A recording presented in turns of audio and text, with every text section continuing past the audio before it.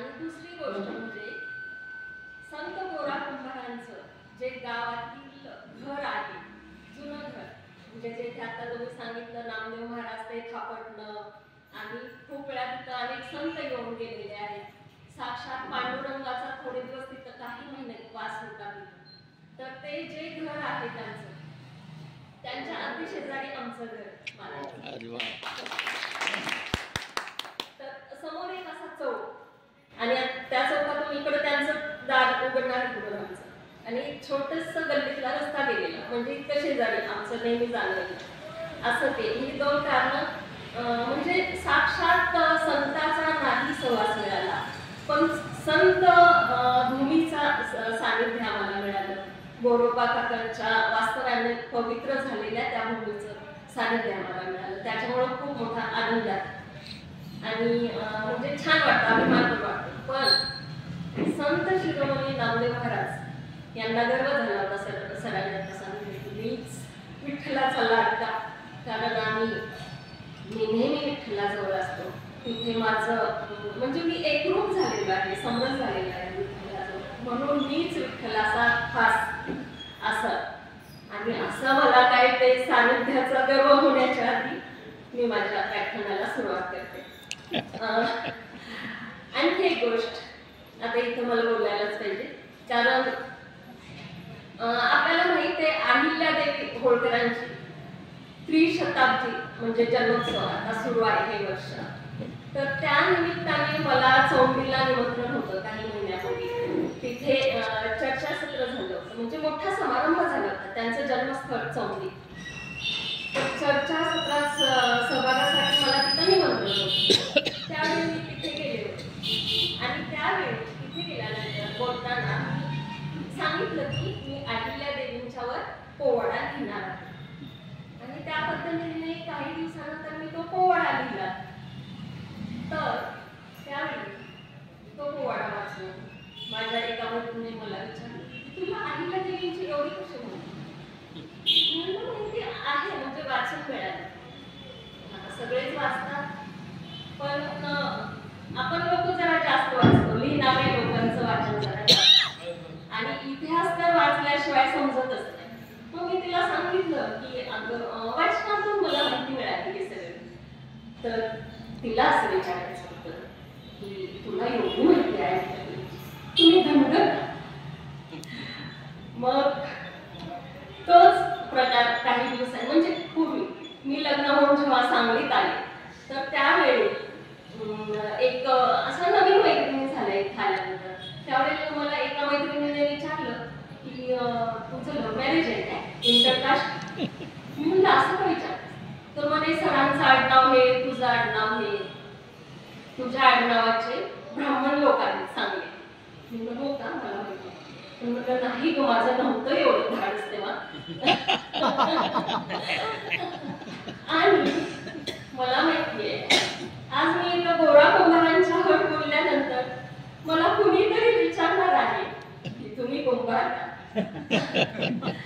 तर मला एक सांगायचं आहे की माझी म्हणजे आपली कुणाची जात असं काही नसतं. आपली जात एकच, माझी जात एकच, माणूस. माणूस आणि माणूस ही हा माझा धर्म. तर आपण सगळे आता असंच म्हणजे ह्या पुरोगामी म्हणून आपण वावरताना हेच आपण लक्षात ठेवायला. तर आता मुख्य व्याख्यानाकडे वळते. हे तेरणा नदीच्या काठी वसलेलं शहर आता म्हणता येईल, कारण हे पूर्वीचं तगर होतं. त्यापूर्वी त्याला सत्यपुरी असं नाव होतं. आणि जी तेरणा नदी आहे त्या तेरणा नदीचं नाव पूर्वी त्रयोदशा नदी असं होतं. तर त्या त्रयोदशा नदीच्या काठी हे तगर बसले. आणि तुम्ही आता उल्लेख केला तर तेरणा फार प्राचीन इतिहास आहे. तो इतिहास म्हणजे इसवी सन पूर्व 230 ते इसवी सनानंतर 230 असं 400 वर्ष 7 महान राजाचे तिथे राजवट होते. 7 महान राजाचे आणि 400 वर्ष त्यांचा जे राजवट चालली, तर तो त्यांचा सुवर्ण काळ होता. त्याच वेळेला तिथे तगरचा, तर ते राजाची राजधानी, त्या 7 महान राजाची राजधानी जी होती ही प्रतिष्ठान म्हणजे आजचं एकनाथ महाराजांचं पैठण, ती राजधानी होती त्यांची. आणि त्यांची उपराजधानी तगर होती. ती जरी म्हणजे पैठण जरी राजधानी असली तरी आर्थिक राजधानी तगर होती त्यांची. सातारा आर्थिक राजधानीचं महत्व आपल्याला मुंबई शहरावरून लक्षात येते, महाराष्ट्राची राजधानी. तर त्यावेळेला ट्रेनमध्ये अनेक लोकांनी, कारागीर लोकांनी वगैरे येऊन वसाहती केलेल्या आणि कलाकार लोकांनी काही.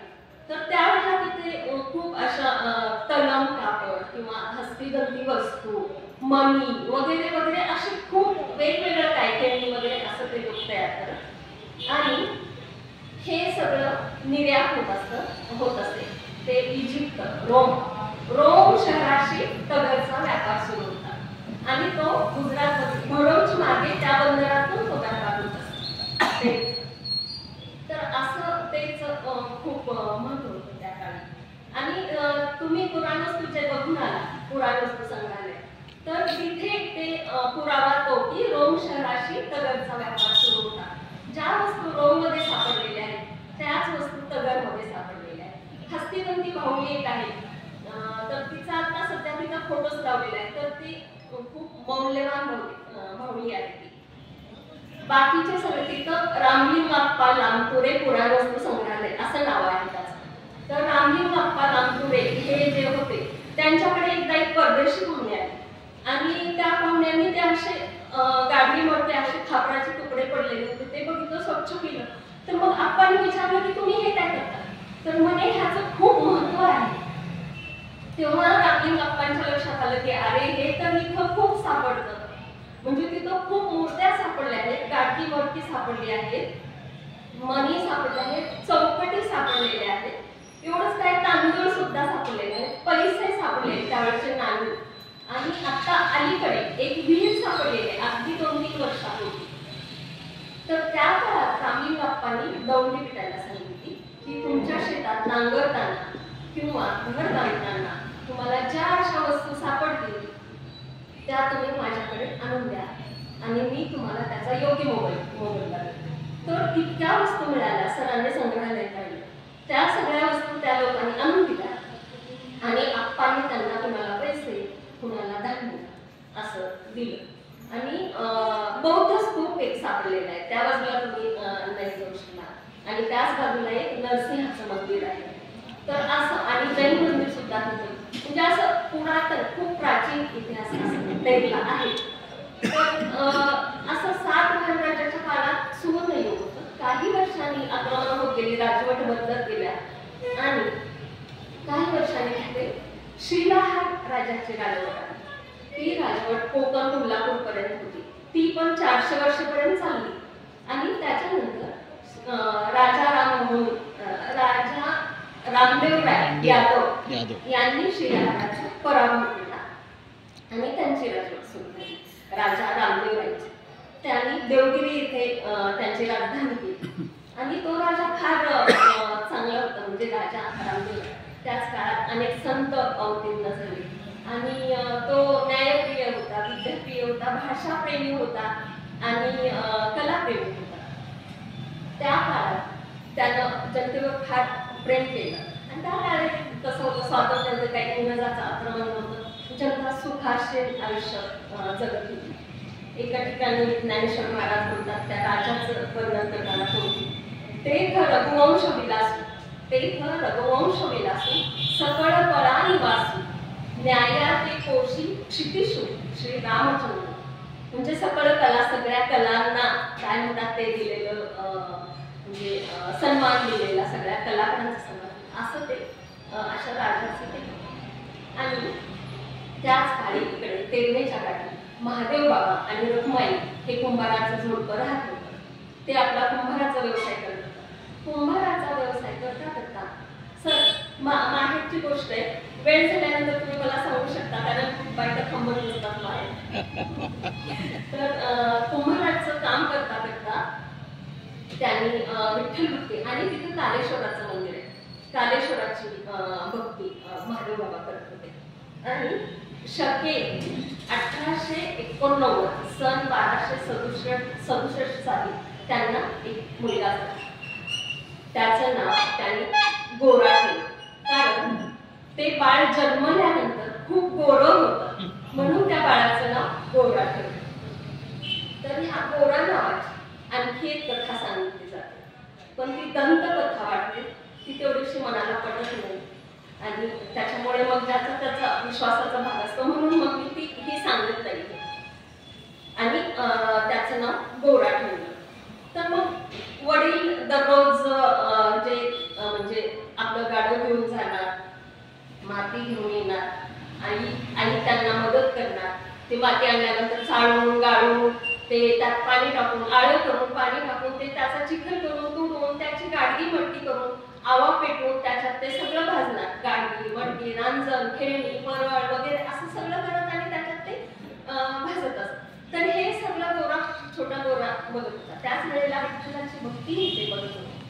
मग त्याचप्रमाणे त्याने सुद्धा गोरोबा काकाने सुद्धा वडिलांचं अनुकरण करत विठ्ठल भक्तीत रमायला सुरुवात केली. हे बाळ मोठं होत होतं आणि असंच थोडे दिवसांनी त्यांनी वडिलांच्या कामात मदत करायला सुरू केली. आणि काही दिवसांनी मोठा झाल्यानंतर तर लोक म्हणाले की वडिलांच्या पेक्षा सरस ह्याच्या वस्तू असतात आणि भरपूर बदलते येऊ लागले त्यांना. त्यावेळेला मग सगळे गावकरी त्याच्या कामावर खुश होते आणि त्यावेळी त्यांनी विठ्ठल भक्ती सोडलेली होती. तर तरुण झाल्यानंतर तर त्यांची आणखी विठ्ठल भक्ती वाढली.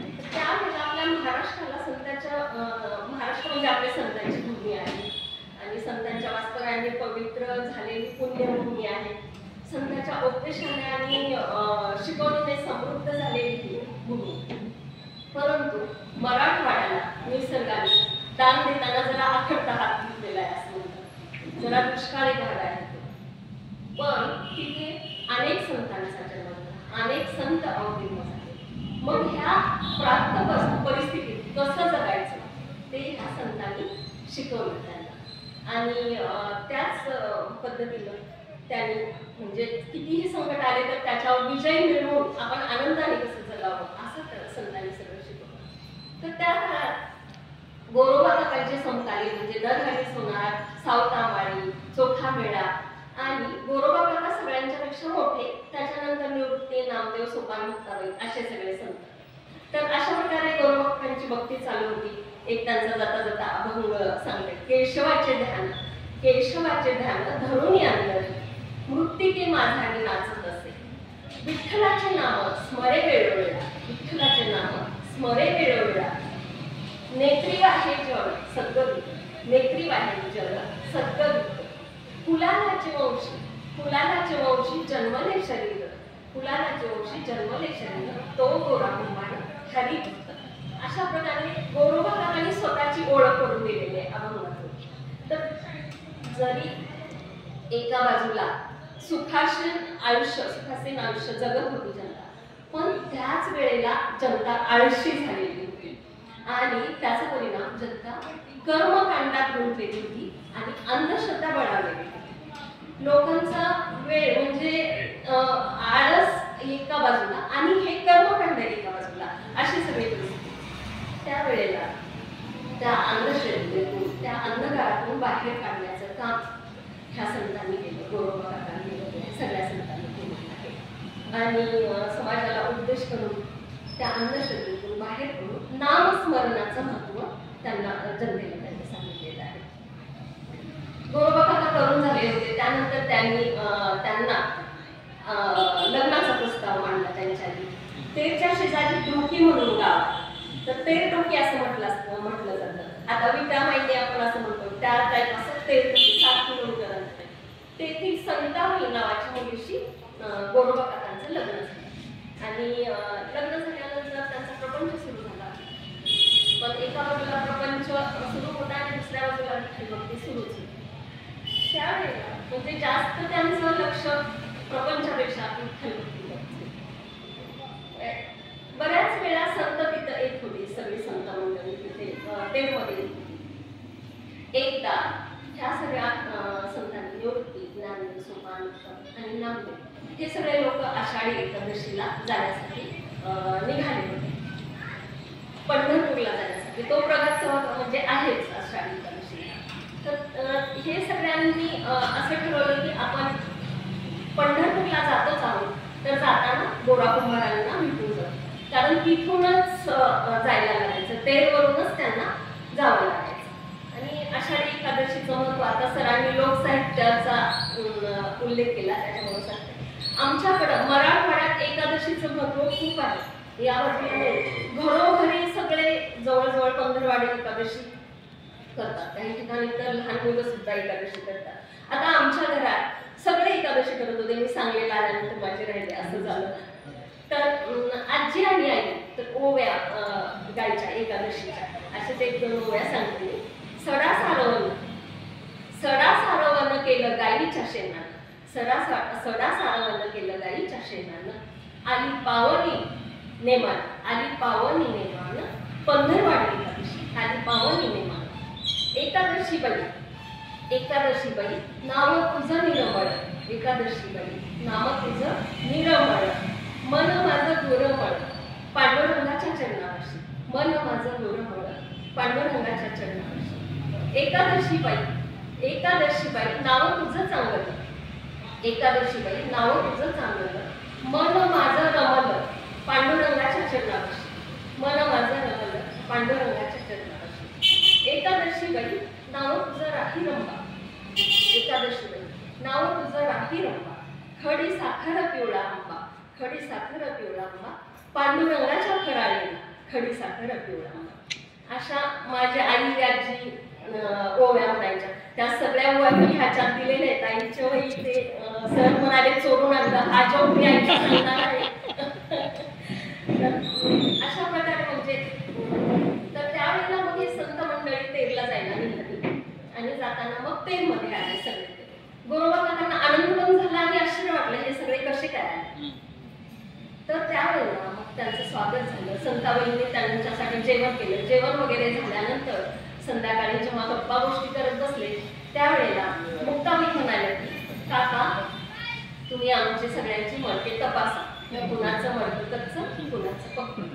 कारण गोरोबा काकांना तेवढा अधिकार होता.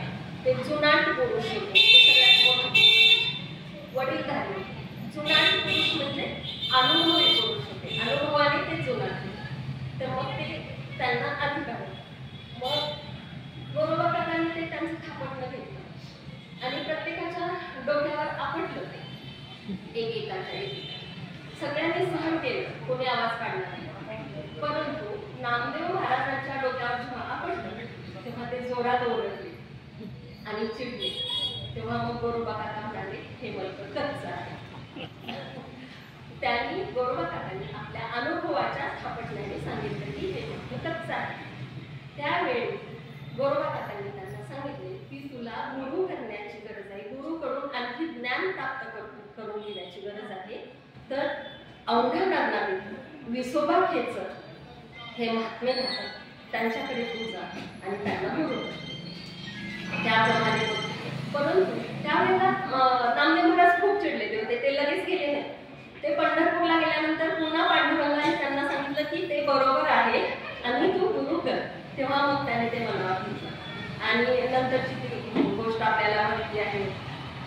नामदेव महाराज ते नैवेद्य करून ठेवलेला असतो आणि पोळ्या असं ठेवलेलं असतं ते, आणि कुत्रे येतात ते घेऊन जातात.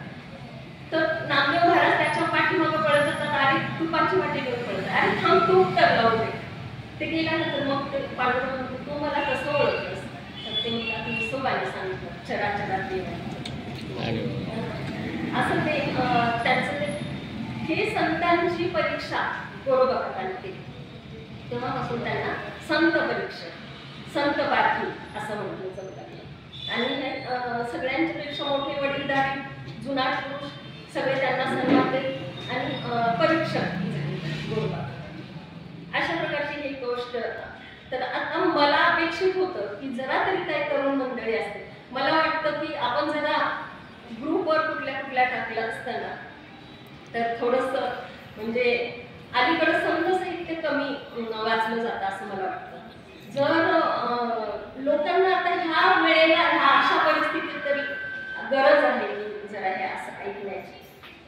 मग गोरोबा काकांनी सांगितलं की नामदेव महाराज क्रोधावर मान अपमान अहंकार हे सगळं सोडलं तरच तुझं विठ्ठलाशी अद्वैत होईल. नाहीतर हे सगळं घेऊन तू खरा भक्त लाडका हे काही नाही. तेव्हा ते त्यांना पटलं अशा प्रकारे. आणि मला वाटतं की ते बाळाची गोष्ट सगळ्यांना माहितीच आहे, त्याच्यामुळे मला वाटतं आता ती गोष्ट सांगू का नको का थोडक्यात. ह्याच पद्धतीने मग जात राहिले. आषाढी कार्तिकी हे वारी चालू होती आणि त्यांचा प्रपंच चालू होता. त्यांना एक मूल झालं आणि त्यांचं भजन कीर्तन ते सुरूच होतं. चिखल तुडवणं, त्यांचं चिखल तुडवताना भान हडकून हरिनाम घेणं, अभंग म्हणणं हे चालूच होतं. त्यावेळेला ते म्हणजे भान हडकून जे त्यांचं चालू होतं त्याचा एक अभंग. केशवाचे भेटी, केशवाचे भेटी लागलेसे पिसे, केशवाचे भेटी लागलेसे पिसे, विसरले कैसे देह भानी. झाली झडपणी, झाली झडपणी, झाली झडपणी, संचरले मनी आदी रूप. न लिंपेची करणी, न लिंपेची धरणी, न लिंपे गुणधर्मी, पुण्य पापा. मने गोरा कुंभार सहज जीवन मुक्त, सुखरूप अद्वैत नामदेव. हे झाली झडपणी म्हणजे मला झडपून टाकलं, हरी नामाने मला झडपून टाकलं. आणि न लिंपेची कर्मी, न लिंपेची धरणी, कुठल्याही कर्माला म्हणजे कुठलं हे सगळं सोडून दिलं तर सुखरूप अद्वैत होतं देवाशी. हे असं. आणि त्याच वेळी हे त्यांचं गोरोबा काकांच्या बऱ्याच वेळा संत मंडळी एकदा गोरोबा काकांचं असंच भजन चालू होतं. बाळ एक छोटं होतं, त्यांचं छोटं ते रांगत होतं. त्या दिवशी गोरोबा काका चिखल तुडवताना त्यांच्या चिपळ्यांच्या साथीने त्यांचं अभंगाचं गाणं सुरू होतं. परमेश्वराला आळवणं सुरू होतं. तल्लीन होऊन भान देवात हातून ते भजन करत होते. देवा तुझा आम्ही कुंभार, नासी पापाचे डोंगर, वंदावे कवनासी, निंदावे कवनासी, निंपावे गगनासी, कवन लिपी. हे तल्लीन झाले. तेवढ्याच संताबाई आल्या आणि म्हणाले की बाळाला जरा लक्ष ठेवा, मी पाणी घेऊन येते. त्यांचं लक्ष होतं का नाही त्यांनी पाहिलं नाही. त्या पाणी आणायला लागल्या आणि थोड्या वेळाने बाळ गावात आलं, वडिलांकडे आले होते आणि संताबाई गेलेल्या. गोरोबा काकाने डोळे मिटून त्यांच्या चिपळ्या वाजवत त्यांचं विठ्ठल विठ्ठल विठ्ठल हरे नाम सुरू होतं आणि तो अनर्थ घडला पायाखाली बाळाला. थोड्या वेळाने संताबाई आल्या, सगळीकडे शोधलं, बाळ कुठंच नव्हतं. शेवटी गोरोबा काकांना त्यांनी विचारलं बाळ कुठं आहे. त्यांचं लक्षच नव्हतं, विठ्ठल विठ्ठल विठ्ठल चाललं. शेवटी त्यांनी हलवून विचारून परत त्यांचं खाली लक्ष. त्याने जोरात मुंबईला पडला आक्रोश केला. पण गोरोबा काकांनी तू माझ्या हरिनामात व्यत्यय आणला म्हणून ते त्यांच्यावर रागवले आणि काठी घेऊन त्यांनाच मारले. तेवढ्या त्या जोरात माझ्या अंगाला हात लावा तर विठ्ठलाची आण. त्यांनी हातात काठी आणि संतांचा आक्रोश सुरू होता. थोड्या वेळाने जरासं त्यांच्या लक्षात आलं की काय करायचं. मग नंतर त्यांनी संतांचे समजूत काढायला सुरुवात केली की ज्याचं त्याचं प्रारब्ध घेऊन जो तो जन्माला येतो आणि आपल्या बाळाचं प्रारब्ध असंच होतं आणि ते सुद्धा. पण ते मातृ हृदय होतं, ते मानायला तयार नाही. फक्त दुसरी गोष्ट म्हणजे बाळ गेलंच. दुसरी गोष्ट संताबाईंनी विठ्ठलाची आण घातलेली. तर त्यांच्या लक्षात आलं की काका ते आण पाळत आहे. काकांनी संताबाईपासून दूर राहायचं ठरवलं. पण बाहेर काही दिवस गेल्यानंतर बाहेर पडल्यानंतर संताबाईंना असं लक्षात देण्यात आलं की आपल्याला लोक वांझोटी म्हणत आहेत, त्यांचा वंश वाढणार नाही असं म्हणत आहे. त्यावेळी संताबाईंनी वडिलांना बोलावून घेतलं आणि सगळी परिस्थिती सांगितली आणि त्यांना विनंती केली की माझी लहान बहीण नामी तिचं लग्न तुम्ही गोरोबा काकांशी करून. आणि गोरोबा काकांनाही सांगितलं आजपर्यंत मी काहीच तुम्हाला मागितलं नाही, फक्त एवढं आज मागते, तुम्ही तयार. मग गोरोबा काकांना खूप कष्टाने त्याने तयार केलं. गोरोबा काका तयार झाले. त्याप्रमाणे नामीशी लग्न झालं आणि लग्न झाल्यानंतर परत जाताना ह्यांच्या वडिलांनी गोरोबा काकांच्या सासऱ्याने सांगितलं की माझ्या दोन्ही मुलींना समान वाग, आणि ते निरोप घेऊन गेले. वडील गेल्यानंतर परत लग्नाची नवलाई संपली आणि परत संताबाईच्या आणि नामीच्या लक्षात आलं की गोरोबा काका. एक दिवस संताबाईंनी विचारले तेव्हा काकाने सांगितले, अगं तुझ्याच वडिलांनी मला विठ्ठलाची आण दिलेली आहे की दोन्ही मुलींना समान वाग, त्याच्यामुळं असं केलं. तेव्हा संताबाईला फार दुःख झालं की म्हणजे एक तर मी आण दिलेली, दुसरी गोष्ट मी माझ्या बहिणीचं वाटवलं केलं, असे दोन्ही त्यांना दुःख झालं. नंतर नानीने त्यांना एक शब्द सांगितलं की ताई आपण असं, त्यावेळेला ते आपण हात तोडले. गोरोबा काका झोपले असताना या दोन्ही बाजून झोपून दोन्ही हात घेतले आपल्या अंगावर. जेव्हा त्यांना जाग आली तेव्हा गोरोबा काका तसेच उठले, बाहेर एक खात्या होतं ते सुट्ट करून आणि त्याच्यावर आपले हात कलवले. अशा प्रकारे ते म्हणाले की ज्या हाताने माझ्या विठ्ठलाची आण मोडली त्या हातांना शिक्षा व्हायला. नंतरचे दिवस त्यांची परिस्थिती फारच म्हणजे वाईटच होती, कारण ह्या दोन्ही मिशन करायच्या, धंदा त्यांचा बिझनेस तो व्यवसाय काय होता तो थांबलेला होता आणि घरात एक वेळ तर उपास मांडची वेळ येऊन बलून येणं बंदच. त्यावेळी एके दिवशी एक जोडपं त्यांच्या दारात आलं. त्यांनी सांगितले की आम्ही परदेशीचे कुंभार आहे आणि आम्हाला कामाची गरज आहे. हे मी आणि हे माझी बायको आणि हे माझं गाढव आणि आम्हाला कामाची गरज आहे आणि आम्ही तुमच्याकडे काम मागायला आलो. तर त्यांनी नाव विचारल्यानंतर गोरोबा काकांनी नाव विचारलं. त्यांनी सांगितलं मी पंढरपूरचा आहे. नाव विचारलं विठोबा नाव, आणि मग त्यांनी त्यांना राहायला परवानगी दिली. बायकोचं नाव रखुमाई आणि ते गाढव बरोबर होतं. आणि परत मग ते म्हणले की राहा, तू पण कर, तू पण खा आणि आम्हाला पण खायला लागेल. त्यांनी थोडीशी जागा दिली, त्या जागेत ते राहू लागले. त्यांचं नंतर खूप भरभराट झाली. हा विठोबा खूप छान काम करायचा, ते सगळे गाडगी मडकी करायचा आणि रखुमाई त्या आव्यात भाजून त्याच्यावर सुंदर नक्षी काढायचा. भरपूर बलूत येऊ लागला, आबादी आबाद झालं, कसलीच गदार राहिली नाही. फक्त एक खंत होती की गोरोबा काकांना हात नव्हते आणि वंशाला दिवा होता. पण ते त्या दोघी आहे त्यात समाधान मानून ते चालू होते त्यांचं. अशा प्रकारे त्यांचा खूप मोठा व्यवसाय वाढत होता. आणि एके दिवशी अचानक ही सगळी संत मंडळी तेल लागली. ज्ञानदेव सोपान हे सगळे चालले, चोखा मेळा वगैरे. आणि आल्यानंतर त्यांनी गोरोबा काकांनी स्वागत केले आणि ज्ञानेश्वर महाराज म्हणाले, काका तुम्ही विचारलं नाही आम्ही का आलो. तर त्यावेळेला मग गोरोबा काकांनी विचारलं काय कारण. तर ज्ञानेश्वर महाराज म्हणाले की आम्ही आता सगळे पंढरपूरहून आलो. पंढरपूरला आम्ही सगळे गेलो पण तिथं विठोबा नाही. शेजारी गेलो तिथे रखुमाई नाही. मग हे गोरोबा काकांचे सगळे रांजण गाडी मडकी एवढे चांगले असायचे तर ते बाहेरच्या गावाला वगैरे जायचे. सगळ्या मुली आपल्या माहेरी पाठवून द्यायच्या आणि असंच कुठे कुठं भावना. तर हे सगळ्यांचं असं झालं की ते एक विठोबा आहे आणि तो खूप छान गोरोबा काकांना मदत करतो आणि त्याच्या सगळ्या वस्तू खूप चांगल्या असतात. तर हे आमच्या कानावर आलं. मग आमच्या लक्षात आलं हे विठोबा दिसता करून बसून हा विठोबा, म्हणून आम्ही इथं त्या विठोबाला भेटायला आलो. तुम्ही त्याला हाक मारा. गोरोबा काकांनी विठोबाला हाक मारली पण विठोबा दिसला नव्हता.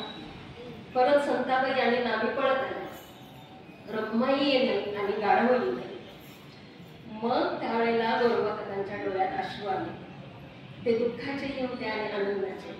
दुःखाचे कारण मी माझ्या देवाकडून सेवा करून घेतली.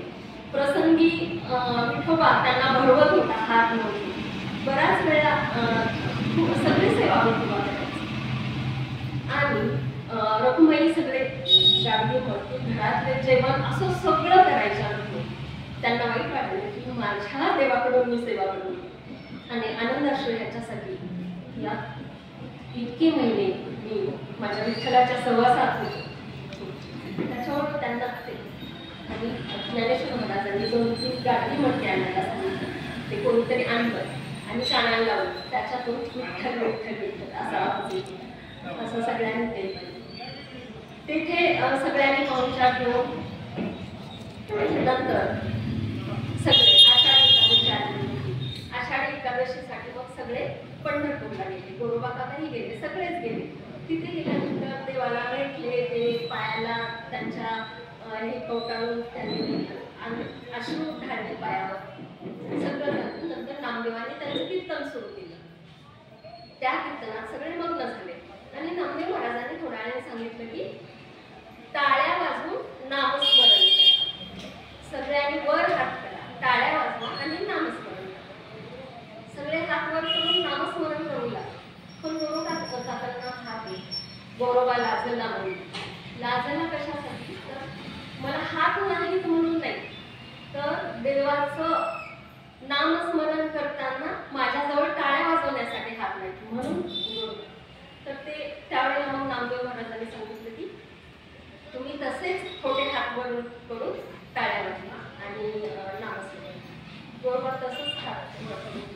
तर थोड्या वेळाने ते त्यांना हात फुटले असं आहे. आणि काही वेळातच ते बाळपण रांगत आलं.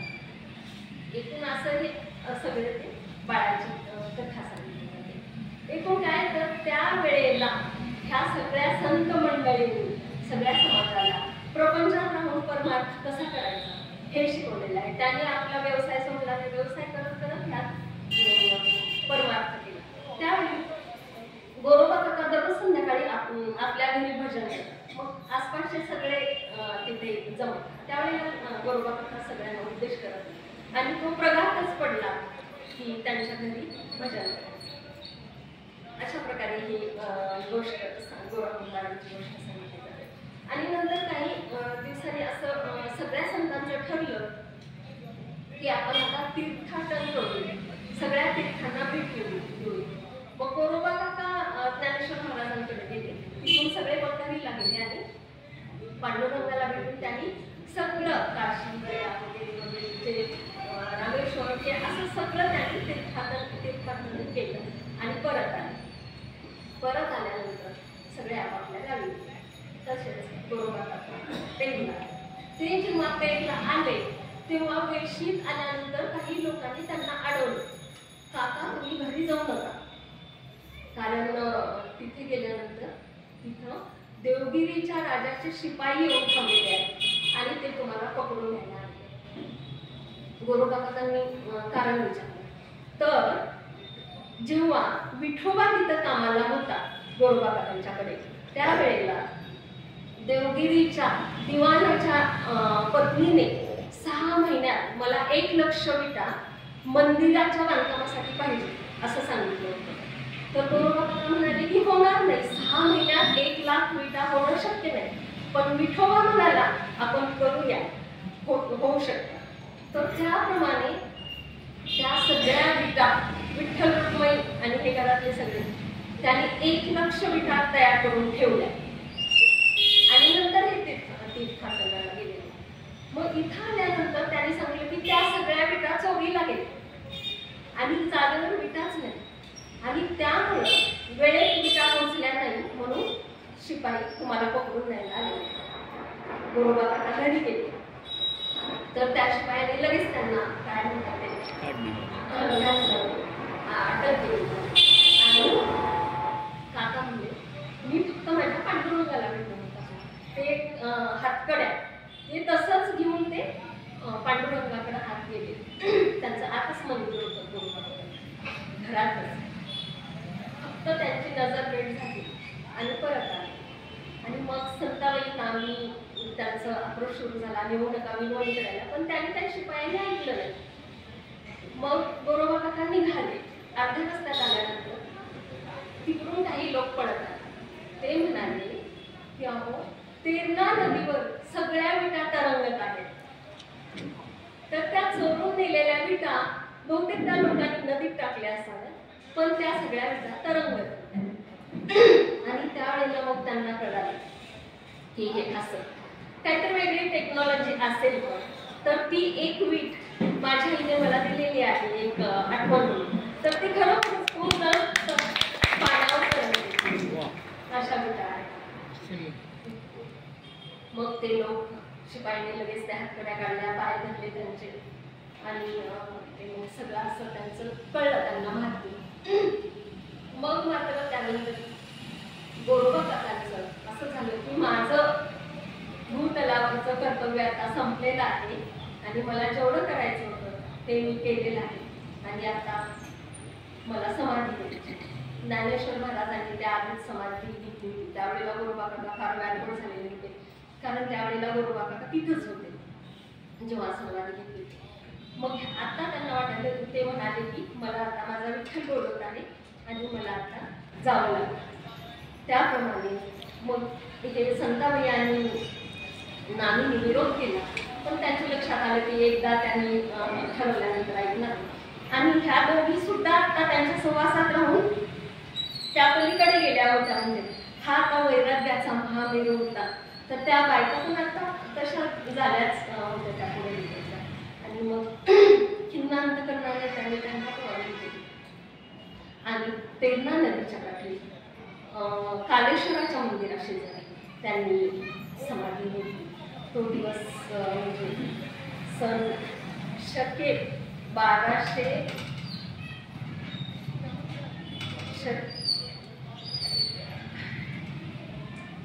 साल माझ्या लक्षात आहे 1237 साली त्यांनी समाधी घेतली होती.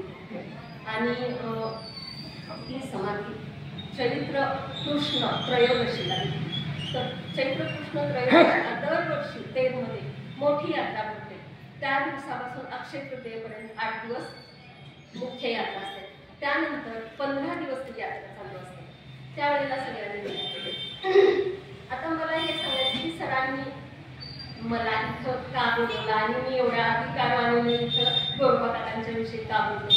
एक तर माझं माहेर ते तिथे राहायला आम्ही होतो आणि तिथं आम्ही शेजारी राहायला होतो काही वर्ष. किल्लारीचा भूकंप जेव्हा झाला त्याची झळ आम्हाला पण तिथं सगळ्यांना म्हणजे पोहोचली. त्यानंतर बऱ्याच लोकांनी गावाच्या बाहेर घर बांधलं. माझ्या बाबांनीही गावाच्या बाहेर घर बांधलं. तिथं सहवास आम्हाला मिळाला. पण गावाच्या बाहेर घर बांधल्यानंतर सुद्धा ते घर एकदम रोडवर बांधलं. म्हणजे एकदम रोडवर राहतात. लातूर गाड्या जातात आमच्या दारावरून. तर आमच्या दारावरून ह्या सगळ्या दिंड्या जात होत्या. आता आषाढी एकादशीला ज्या पालखी दिंडे येतात ना, सगळ्या आमच्या दारावर गजानन महाराजांची पालखी खूप मोठी असते. हत्ती उंट घोडे असं असतं. मग सगळं ते आमच्या दारावर जातं. आणि तिथं सप्ताह असतो. त्यावेळेला माझे बाबा एक दिवस 1000 लोकांचं जेवण देतात. म्हणजे हे सगळं तिथं आता टीव्हीवर जो आपण सोहळा बघतो तर ते मला आत्ता तर वाटत नाही खरंच. पण नवीन जेव्हा मी असं टीव्हीवर पालख्या ते बघायचे की पालखी निघाली इथून इथपर्यंत आली वगैरे वगैरे, तर मला आश्चर्य वाटायचं जरा की अरे म्हणजे हे असतंच ना असं वाटायचं. कारण आम्ही दारावरून सगळ्या दिंड्या गोरोबा काकांची दर महिन्याला एकादशी असते. तिथं छोटीशी यात्रा असते. गावोगावच्या 12 वाड्या आणि 13 असतात. तर त्या वाड्यामधून दिंड्या येतात आणि बाहेर गावच्या इथून पण येतात. आणि दरवर्षी बऱ्याच ठिकाणावरून लांबून तिथं दिंड्या येतात आणि तिथं भजन कीर्तन त्या वाळवंटात तेरणीच्या चालू असतं. आणि माझ्या म्हणजे आत्तापर्यंत आली तर आमच्या घरी दर गुरुवारी महिलांचं भजन असते. माझी आई उत्तम हार्मोनियम वाजवते, उत्तम गाते. तर ते महिलांचं भजन अगदी आत्तापर्यंत होतं. आता तिचं वय झालं आणि तिच्या मैत्रिणी पण थकल्या, त्याच्यामुळे ते आता बंद झालं. आणि आम्ही हे सगळं अनुभवलेलं ना, तर मग आम्हाला वाटायचं की हे टीव्हीवर का दाखवतात असं. ते नंतर मला असं लक्षात आलं की आम्ही जो सोहळा अनुभवला तो हृदयातून आलेलं सगळं होतं, हृदय होतं. आता ह्याला सगळा उत्सवी रूप आलेला आहे. पण ठीक आहे, त्या निमित्ताने का होईना त्या तेवढ्या काळात तिथे ते भक्तिमय वातावरण तयार होतं. त्यानिमित्ताने भेदानंत अमंगळ सगळे एकरूप होतात. तो त्या वातावरणाच्या निमित्तानं सगळं बाकी विसरून आपण सगळे एक आहे आणि संतांची शिकवण ही त्या निमित्ताने आपल्याला मिळते. सगळ्या आता अलीकडे तरुण लोक ते सगळे ठीक आहे ते उत्सवी बाल वगैरे. तर हे असं आणि आता एवढं सगळं आणखी एक होतं. गोरोबा काकांची पाठी यायची आमच्या काही घरात. गोरोबा काकांना नैवेद्य जायचं. म्हणजे तो नैवेद्य काय असायचं मी सगळ्यांना बोलता बोलता त्या दिवशी बोलले की गोरोबा काकाच्या मंदिरात अनेक वारकरी राहायला असायचे, त्यांचे भक्त राहायला असायचे आणि तेरमधल्या काही घरात गोरोबा काकांची ते डाल असते, आम्ही डाल म्हणतो बेताचं, तर ते काही घरात असतं ते काका यायचे. ते येणारे वारकरी त्यांना आम्ही काकाच म्हणायचे. पहिली भाकरी किंवा पहिली पोळी ते गोरोबा काकांसाठी. चपाती असेल तर 2, भाकरी असेल तर 1 आणि आपण जी भाजी खातो ती वाटीत 1 वाटी भाजी आणि भात असं दररोज काकांना तो नैवेद्य जाणार.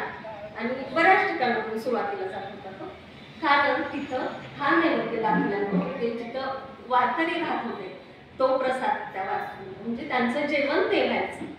आणि आता अलीकडे ते कमी झालं म्हणजे बंद झाल्यातच जमा आहे. तर त्याचं कारण काय तर आता हे जागतिकीकरणानंतर सगळ्या सुविधा आल्या, सोयी आल्या आणि गाड्या आल्या, हॉटेल झाली. आता वारकरी जरी असले तर गाडीवरून घरी जाऊ शकतात आणि भूक लागली तर तिथंच हॉटेलमध्ये जाऊ शकतात. असं झालं. पूर्वीच्या वेळी ते काय म्हणायचं आपल्याला सगळेच असं त्यावेळी पैसे बघायला मिळत नसत. म्हणजे जे व्हायचं ते वस्तू विनिमय पद्धतीने बारा बरोबर गाडाचा तो भाग तो समाजाच्या सोयीसाठी केलेला होता. पण नंतर त्याला विचित्र वळण लागलं. तो भाग आपण सोडू द्या, ते काय बरोबर. पण त्यावेळेस असं बरंच जेवण दिल्यानंतर सगळ्यांचं समाधान असायचं. मग आता ते गोरोबा काकाच्या मंदिरात त्याच्यासाठी म्हणजे तिथे राहणारे लोक कमी झाले पूर्वी. आणि आता जे लोक होते ते समजा आता 12 होते तर पट्टी मावशी कपडे धुणार नंतर जेवण घेऊन जाणार, ते जेवण पण भरपूर. पण आता त्याच पट्टी मावशी त्यांची मुलं शिकली ते छान झालं, त्या लोकांकडे वॉशिंग मशीन आलं. हे असं सगळं सुधारणा जागतिकीकरणानंतर खूप छान सगळ्या ह्या चांगल्या गोष्टी पण झाल्या. तर त्याच्यामुळं सर ते तुम्ही म्हणला की ते बंद करतात तर त्याचा आता जवळचे असतील ते घरातून काही एक दिवस नाही त्यासाठी ते जात असत. तर असा भाग होता. आणि आता एवढं सांगितलं तर आता माझ्याबद्दलची एक गोष्ट वैयक्तिक बोलायचं काही ठरवलं होतं, पण आता माहेरचा विषय नाही निघाल्यानंतर जरा संपत नाही असं होतं. काय झालं की जेव्हा आम्ही तिथे जवळ राहत होतो आणि माझं लग्न झालं त्यावेळेला एक हे शेवटाकडे आलेले आहे. तर माझं लग्न झाल्यानंतर ते व्हिडिओ कॅसेट केली. आत्ताच्यासाठी मोबाईल नव्हते त्यावेळेला, फक्त ते फोटोग्राफर यायचे आणि ते व्हिडिओ कॅसेट पण तुरळकच होते. अगदी नवीन भाग आलेला ती लांबडी कॅसेट असायची मोठी. मग तो शहरात प्रकार आला होता व्हिडिओ कॅसेटचा. मग त्याच्यासाठी ते VCR आणा वगैरे असं काही कॅसेट. त्यावेळेला तेरमध्ये ते एवढं आलेलं होतं, पण ते माझ्या लग्नात व्हिडिओ कॅसेट केलेली. तर मग ती बघायची. मग मी इथं आहे तोपर्यंतच पुजारी म्हणजे आता जे पुजारी आहेत ना त्यांची 4-5 मुलं आहेत. माझे बाबा तेरमध्ये मुख्याध्यापक होते आणि तिथं आमचं शेत तिथून जवळच, पण तिथं मुख्याध्यापक आयुष्यभर आम्ही तिथंच राहिलेलो. सगळे मुलं बाबांच्या हाताखाली शिकलेली आणि ते पुजाऱ्यांची मुलगी माझी मैत्री. आता तुम्ही पद्मसिंह पाटील म्हणता त्यांचे सगळे भावंड माझ्या बाबांच्या हाताखाली सोबत राहते सगळे असं ते पाहून. तर त्याच्यामुळं त्या माझ्या मैत्रिणीनं असं ठरवलं की माझी कॅसेट गोरोबा काकांच्या घरी तो सभामंडप आहे ना तर त्या सभामंडपात दाखवायची. कारण माझ्या आईला तिच्या सगळ्या मैत्रिणींना बोलवायचं होतं. ते फार अप्रूप होतं ना त्यावेळेला ते. मग ते मी जाण्याच्या आधी पुजारी आणि माझी दोघी ते ठरवून आणि माझ्या लग्नाची कॅसेट गोरोबा काकांच्या त्या सभामंडपाने घरी दाखवली. ते मला एक प्रकारे तो आशीर्वाद वाटला आणि खूप कायम लक्षात राहण्यासाठी चांगली गोष्ट आहे माझ्यासाठी. तर अशा प्रकारे सर मी काय बोलते माहीत नाही, उत्स्फूर्त बोलते. आणि गोरोबा काकांचं असं हे महात्म्य की धार्मिक आणि सामाजिक अध्यात्माच्या काळात त्यांनी समाजाला सावरण्याचं काम केलं. त्यांनी सुरुवात केली म्हणजे सर्वांनीच, पण हे मोठे असल्यामुळं त्यांचा मोठेपणा होता आणि हे संत पाठी होते. अशा प्रकारे मी थांबले तर चालेल काका. गोरोबा काकांची आणि विठ्ठलाची कृपादृष्टी आपल्या सगळ्यांवर राहावी ही प्रार्थना करते आणि थांबते. त्याआधी तुम्ही सगळ्यांनी माझं, आता मी माहेरचं गुजच म्हणते, ते मी उकलला आणि आपण ऐकून घेतलं आणि ही गुज उकलण्याची संधी सरांनी दिली, त्याबद्दल आपल्या सर्वांचे मी आभार मानते. पुंडलिक वरदे श्री ज्ञानदेव पंढरीनाथ महाराज, श्री संत